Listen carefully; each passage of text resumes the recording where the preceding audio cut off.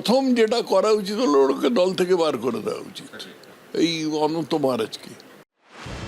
নেতাজি সুভাষচন্দ্র বসুর মতো দেশনায়ক সম্পর্কে বিজেপির সাংসদ অনন্ত মহারাজের মন্তব্য ঘিরে নিন্দার ঝড় উঠেছে। কঠোর শাস্তিতে সরব বিভিন্ন মহল। এবার অনন্ত মহারাজের বিরুদ্ধে কড়া পদক্ষেপের সওয়াল করলেন বিজেপির প্রাক্তন রাজ্য সভাপতি তথাগত রায়।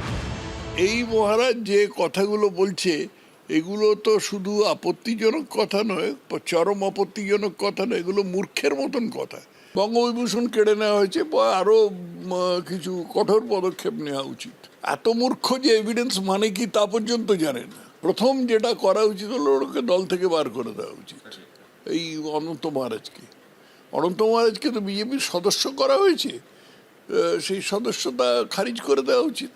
ধরে রাখবে কি পিছিয়ে রাখবে, ওরাই তো করেছে। আর ওই তো শুভেন্দু অধিকারী বলেছিল তো, অনন্ত মহারাজের আশীর্বাদ আমার মাথার উপর আছে বলে তো আজকে আমি মুখ্যমন্ত্রী হতে পেরেছি, এটাও তো বলেছিল, এটাও তো বলেছিল নর্থ বেঙ্গলে যে অনন্ত মহারাজের আশীর্বাদ আছে আমি আগামী দিনে মুখ্যমন্ত্রী হব, এটাও তো বলেছিল শুভেন্দু অধিকারী। নেতাজি সম্পর্কে অবমাননাকর পোস্ট নিয়েই বুধবারই হুঁশিয়ারি দিয়েছিলেন খোদ মুখ্যমন্ত্রী।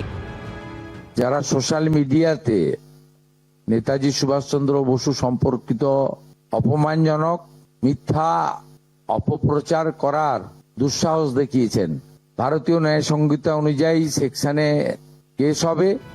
কিন্তু অনন্ত মহারাজের বিরুদ্ধে গ্রেপ্তারের মতো কড়া ব্যবস্থা নেওয়া হবে কবে? এই প্রশ্নের আবহেই আবার বীরভূমের রামপুরহাটে দেখা গেল এই ছবি। রামপুরহাটে নেতাজি সুভাষচন্দ্র বোস রোডের নাম বদলের অভিযোগ উঠল বিজেপির বিরুদ্ধে।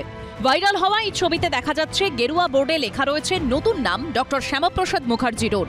তার সামনে দাঁড়িয়ে রয়েছেন রামপুরহাটের বিজেপি বিধায়ক ধ্রুব সাহা, সঙ্গে রয়েছেন রামপুরহাট পুরসভার তৃণমূলের চেয়ারম্যান সৌমেন ভকত। বিজেপি আরএসএসের যে সংস্কৃতি, তারা স্বাধীনতা আন্দোলনকে তারা স্বীকার করে না। স্বাধীনতা আন্দোলনের ইতিহাসকে পরিবর্তন করাই হচ্ছে তাদের একমাত্র লক্ষ্য। যারা নেতাজি সুভাষচন্দ্র বসুকে তেজর কুকুর বলেছিল, কোন সিপিএম?